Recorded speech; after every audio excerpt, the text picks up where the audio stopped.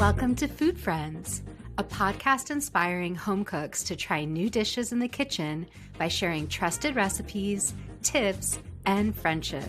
Hi, I'm Sonia. And I'm Carrie. We met in Los Angeles over 15 years ago as personal chefs and haven't stopped talking about food since. We're so glad you're here. Hi, Carrie. Hi, Sonia. You and I both really started our culinary careers as private chefs. That's how we got into food. We cooked for families, we worked for families, and I actually returned to it this year. So now it's an active part of my life. But I think it really has shaped us as home cooks, not just as what we do for a job. I completely agree. I've said this before to you, is it was such a privilege to do this as a job. And now that I am a working parent and my son has a busy schedule, I think the ability to cook and meal prep and think of menus, especially, it's so much additional work that I didn't realize it when I was doing it as a personal chef. It was just part of my job. But now I have to do it as part of my real life. Yeah, I think about menus a little bit like I think about outlining an essay or a writing project. You never want to outline. It's so boring. It's a little tedious. But if you don't do that, the work suffers for it. And not that you have to menu plan every week of your life, but when you do, it's such a gift because it accounts for all the various things that get thrown at us. So if you take a beat and think about what is needed through the week, whether it's for you or for a client, you're thinking, okay, on these nights, this is happening. If I can get ahead and make something that I can reheat, it's going to save me time and I'll have a little more breathing room. So I think that's the way I'm always thinking about it, whether it's for me, whether it's for other people. And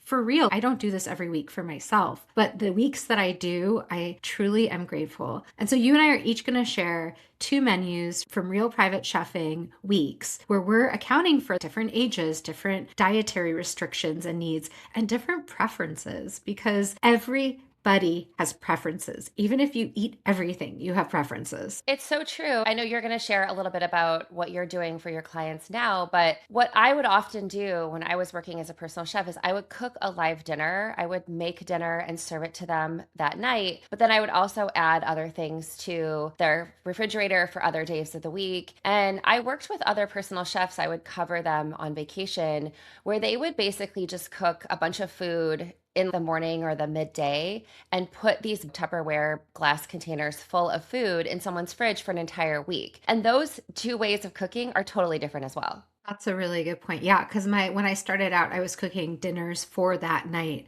And now I'm really cooking a combination of for the night that I'm there plus the week ahead. So that's actually a good segue to my first menu, which is for one of my current clients. So in that family, there are 2 meat eaters and 2 vegetarians. And so it's a mix of ages, dietary preferences in general, but they're actually really adventurous eaters and they love food and they love trying new things, which is always a fun client to cook for. And a lot of their tastes overlap with how I cook for us at home anyway. So that also adds to it because when I'm meal planning for them, I de facto meal plan for our family. And often I'm doubling the cooking as well. And so the menu for this week is going to account for 1 meal that I make fresh, just like you said, for that night that I'm cooking. And then the rest of the things that I'm making for them are to be for lunches and dinners throughout the week. The menu for this week is taco bowls for the night that I'm cooking, creamy tomato lentil soup, roasted shawarma chicken thighs, turmeric, black pepper, crispy tofu, roasted spiced cauliflower and red onion, herby tuna salad, and a big container of mixed spring lettuces and cucumber. So let me just break down a little bit more about what's going into each of these items and how they mix and match. They like to make their own rice fresh, and they have a rice cooker. So they're also thinking about proteins that they can add to other meals. And so that's really where I'm focused. They love a soup that has a protein, like a bean soup of some kind, and then additional proteins that they can add, and then some kind of green and some kind of roasted vegetable. And they mix and match those throughout the week. For the first night, it's also fresh that night, but it's another thing they can stock their fridge with because I make a big portion of it. So for the taco bowls, for the meat eaters, I make ground beef, a really traditional taco beef. And for the vegetarians, I make cubed crispy tofu. They love tofu, and I just make it real simply, but I spice it with a lot of chili powder and cumin and coriander and all those kinds That of, was going to be yeah. my question. So it's not a ground tofu like the ground beef is. It's its own, but it has those similar flavors, right? That are comforting and also taste like a taco bowl. And that's because that's something that they really like. They love how I make tofu. It's their favorite. And then I make a cabbage slaw. And the great thing about a cabbage slaw is it can last for days in your fridge. So I make a huge batch. This one I made without mayonnaise. So I did like a lime, cilantro, jalapeno slaw. It's really Yum. bright and fresh. And of course, like you could do a traditional mayo slaw too. And then I make a spicy crema, which is really just I mix some sour cream with a little half and half or heavy cream. And then I add some spices and hot sauce and lime and just make it zesty. And that's a fun thing to drizzle on the tacos, avocado. And then I also made a salsa verde from scratch with, by the way, canned tomatillos Oh, I love because that. you introduced me to canned tomatillos and it has changed my life. This is like the funny thing about food friends in general is you sometimes discover something that was probably in front of your eyes at the grocery store for years, but you just couldn't see it or notice it or use it. Yeah. And when you told me you used it for your enchilada sauce, I was like, I must do this because roasting tomatillos sometimes is an obstacle for me in making a homemade salsa. And then for the rest of the week, and this they'll interchange between lunches and dinners and they work from home. I made a huge pot of that Carolina Gelen creamy tomato lentil soup. I made it once for them and now they ask me to make it regularly. I love it because it has like 5 ingredients. It's basically just lentils and butter and cream and tomato. And it bubbles away while you're doing other things too. Because this entire menu that you're talking about, which sounds so incredible, I would hire you to make this menu for my family to give myself a break for a week. Is you're one person with two hands in their kitchen. So being able to ground beef and spice it while your creamy tomato lentil soup is sort of bubbling away, you've sort of set that up. Your roasted cauliflower and red onion, I'm guessing you could throw that in the oven and your soup is bubbling on the stove and then you're actively working on something else. And so I think that's another way to help each other think about doing this kind of cooking. When you're doing like a session of cooking, you want to think about how to time it all out so it's kind of all cooking at the same time. That's a great point. And when I cook for this client, I always start with the soup. Exactly to your Yeah. point. Whether I'm cooking for a client or for our family on a Sunday, when I know I have a big pot of soup done, that's several meals that's going to get me through the week. And so, yeah, while that's bubbling, I roast off a bunch of different things. And once I'm roasting one thing, I'll add extra things to the oven to roast. So I'm maximizing the oven time and making things a lot easier. So to that point, while the lentil soup was bubbling away, I roasted off some chicken thighs that I spiced with shawarma seasoning. You could get a pre-mixed shawarma seasoning. There's so many great ones. I also do onions with that. I did white onion wedges and all bone-in skin on chicken thighs. And then while that was also roasting, I did some roasted cauliflower and red onion, to your point, with a lot of turmeric and got that really golden and toasty. I also made my herby tuna salad, my favorite tuna salad. They ask that for that nearly every time I go there. I make them a deli container of It's it. the only tuna salad that I'll eat, Sonia.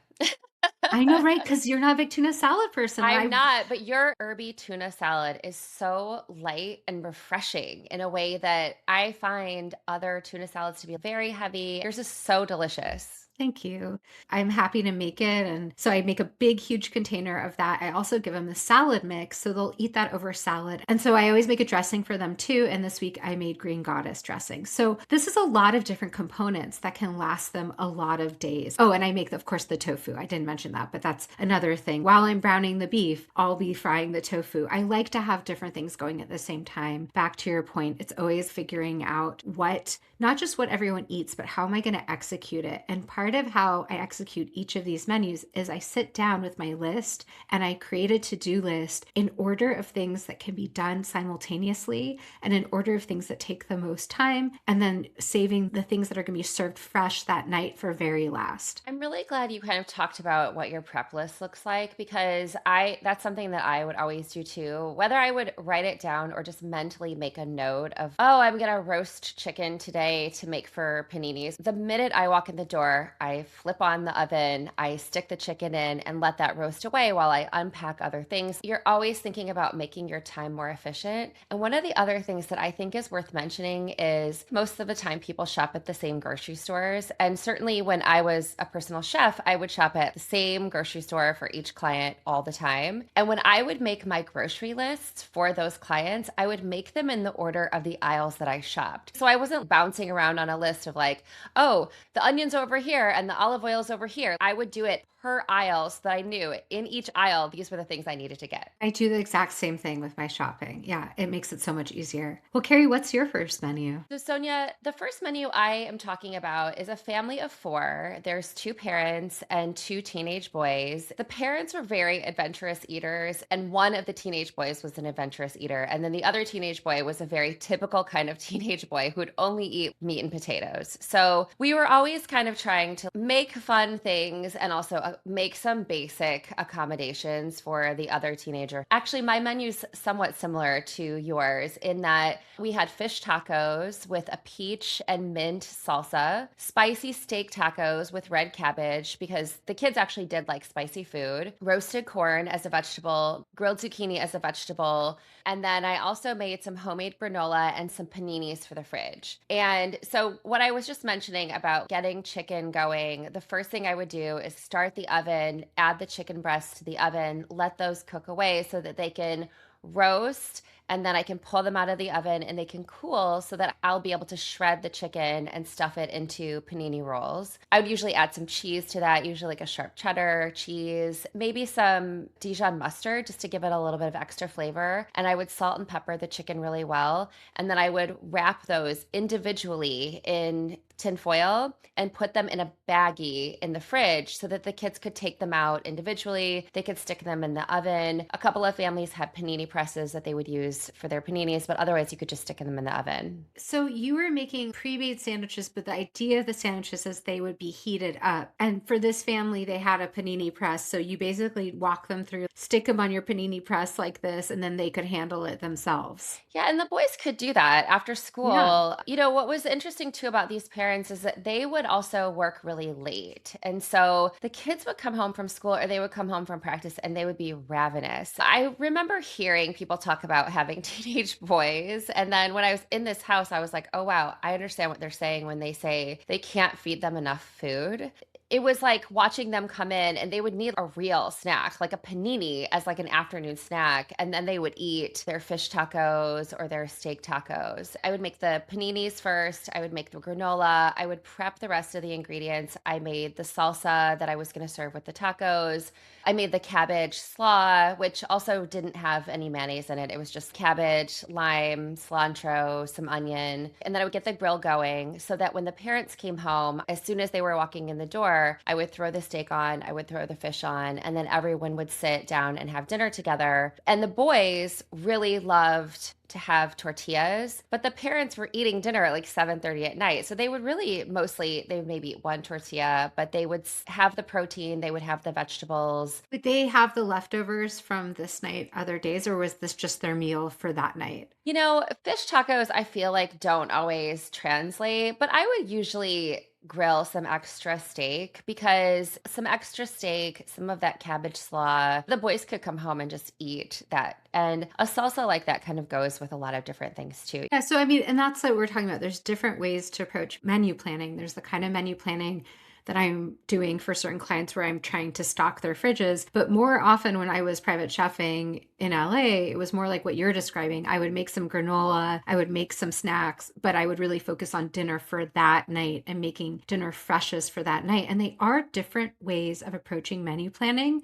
And so I think it's kind of like, what kind of cook are you? Are you the kind of cook who cooks fresh meals every night or many nights a week? Or are you the kind of cook who likes to have things in your fridge for the week ahead? And it's nice to have these as complementary menus. Think about it a little differently, but they require similar approaches. And by the same token, I also have a teenager I've been cooking for. It's a family of two. The mother is a single mother. The mother is low carb, really minimizes her starches. She's a doctor, and so she's really interested in nutrition and health. But her daughter is a teenager, and her daughter really wants, frankly, like a lot of junk food, like we do as teenagers, Yes. loves getting fast food with her friends, loves treats. And of course, her daughter eats more than junk food because her mother makes sure that she eats a really good diet. But I also am kind of trying to make two very different eaters be able to sit together at the table and enjoy something. And I also am stocking their fridge. So this is something where I might come in twice a week or I might come in once a week. And this was on a week where I came in twice a week. And for Monday night, often on a night I'm there, I do a burger night. Tuesday night was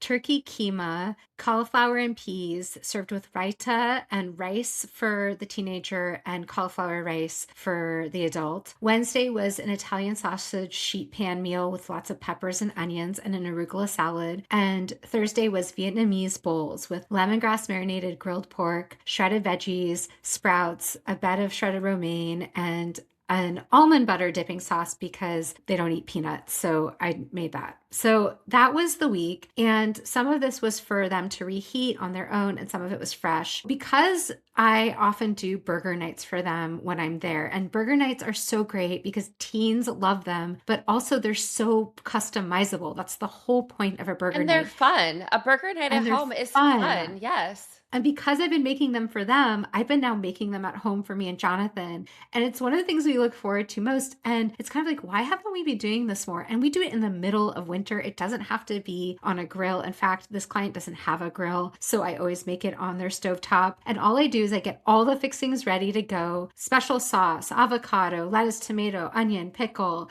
They like bacon. I do that. I get two different cheeses. They like two different cheeses. The teenager loves a traditional bun. The adult loves things wrapped in iceberg lettuce as a protein wrap. And I just get those burgers cooked so simply. I form really good ground beef into patties, salt and pepper, cook them off with a good crust in a cast iron pan. This is how they like them. You don't need to make any crazy burger mix for it to taste good. And I also think, to your point, all the toppings are actually what makes it fun and also adds so much more flavor. And if you've got a good ground beef, that's all you really need. I think so too. Because And it's otherwise it like, starts to taste like a meatball and you really yes, you're asking to have a burger. that's such a good point. And Yeah. honestly, this is one of the easiest things I ever cook for clients and one of the things they request all the time. So this family is half Indian, and so they have family recipes that are Indian, and they love keema, they love raita. And keema, it's a really simple dish. There's many, many different ways to make it. They like theirs with turkey, and this recipe comes again from the grandmother in the family who makes it. So I just follow their family recipe exactly as is, but I'm going to link in another recipe, and it's really a saucy, spiced ground meat. It takes minutes to make as well. That you said you're serving with rice and then you've got a couple of vegetables and you've got a sauce. I think what's really maybe even helpful, and this is something you and I have talked about when we've catered together and certainly when we did those retreats, is how are you putting a bunch of people with different needs at the same table? So you and I both shared two taco menus. Tacos are fun.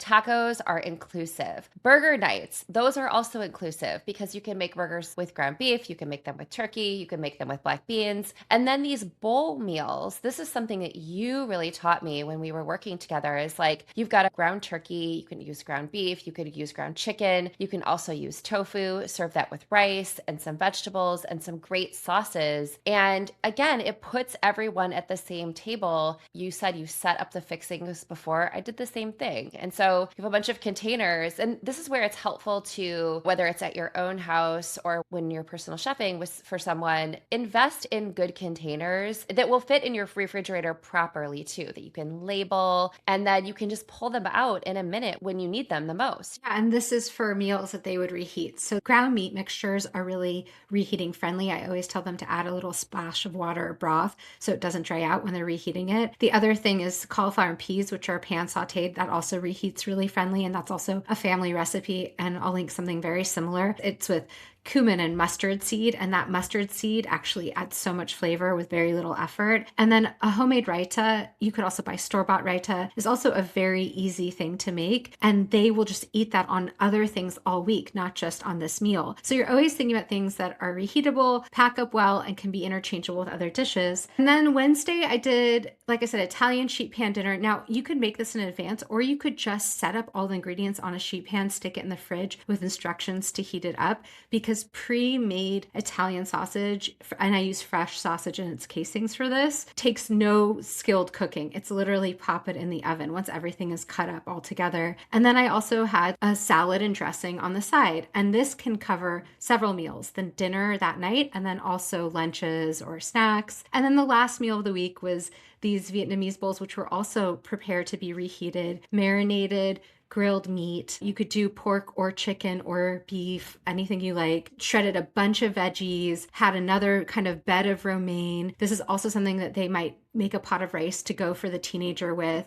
and then a really fun dipping sauce. And that's something that is so accommodating to their different dietary needs, but it's also something I like to do in our own home, which is make a fun sauce, have a bunch of cut veggies, have a simple cooked protein, and you have dinner. Yeah, and it also feels fun. It feels fun when you've got like a great sauce. It's a real luxury when you yourself or you have a personal chef who can take time to shred a bunch of vegetables for you or even cut up crudité. It's one of those gifts to my future self. If I take 5 minutes to, cut some carrots and cut some celery. That's one of the things I try to always keep in my fridge. Cut some peppers, because when you're hungry and you open up the fridge and you find these things, you're like, oh, right, I did that for myself. It's so true. So, Sonia, my last menu is actually two parents and two little kids. And the parents were vegetarian and the kids would eat meat. And the parents were mostly low carb. The parents really tried, again, they would come in a little bit later. And so they would really want to keep their carbs to a minimum. So here's the menu that I made. It was sweet potato mac and cheese, little chicken and cheddar sandwiches, very similar to the ones that I just talked about, the paninis. I actually put these on mini potato rolls, which are like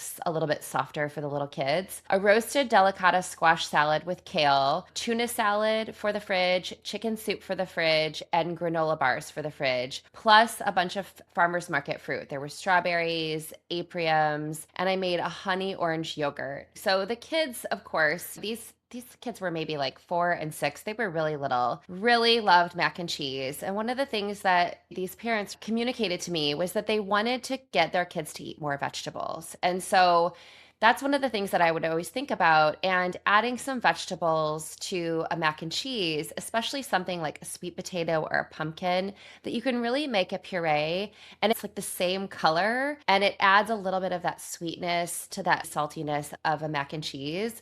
That's so smart, because I've heard of butternut squash mac and cheese, and I never have heard of sweet potato somehow, but it's the same concept. Yeah, sweet potatoes or butternut squash that you have in the freezer that you can steam and puree, and also Right. like canned pumpkin adds a little bit of fiber and heft and sweetness to just a regular mac and cheese, especially if you're using really good cheese, which of course I was always doing. So, and then I would make these little chicken and cheddar sandwiches, very plain, and put those in the fridge. And then I just made a really big roasted delicata squash and kale salad, which could sit in the fridge for a couple of days. So they would eat this for the night and then they would have a little bit of leftover. And then I did make tuna salad. I used to make tuna salad when I was a personal chef, even though I didn't No, I'm eat it surprised that you myself. would make it even though you didn't like it yourself. But that's part Well, of being a personal chef. Like, yes. I don't eat pork and I have to make it for clients sometimes. That's what people want. Yeah, you honor their requests. And so I would make a very simple tuna salad. I would stick it in the fridge. A very basic chicken soup. We've talked about many different kinds of chicken soups. I'm guessing that this time of year it was a spring menu. So there were probably some herbs in there, maybe some zucchini. You just sort of add whatever vegetables you've got.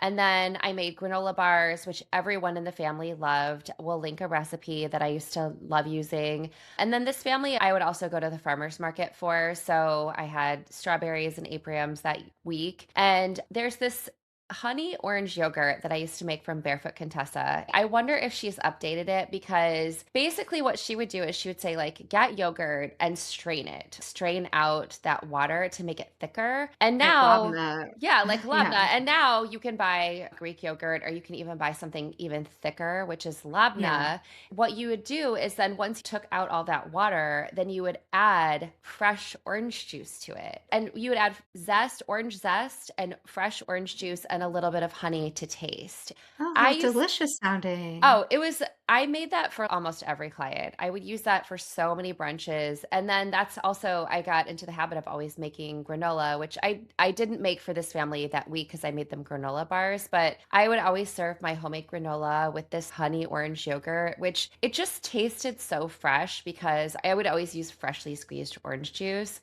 and a little bit of honey to add extra sweetness. What I love about these conversations, I've never ever heard you talk about this yogurt. I have known you for so many years. We've talked about so many dishes. What a revelation. And I love the overlaps because I also would make granola all the time for my client, and they have a very specific recipe that they liked. It was like only made with honey instead of any kind of refined sugar. And it's interesting to look back on things and how things change and how clients' Yeah. preferences change. I can't imagine making that same granola for my doctor client now because she would find that it would have too many carbs and sugar in it. It's just so, there's all these cycles with how we eat. Yeah, and what becomes available, what the public is Yeah. asking for, and then what becomes available at grocery stores. And labna used to be something that I would have to go to some specialty store for if I wanted something like that. And now I can just get it at my regular grocery store. This is so fun to think about different approaches to different kinds of eaters, to different kinds of structures, whether you need things that are grab and go, whether you need things just for one night of the week, whether you need things to reheat easily.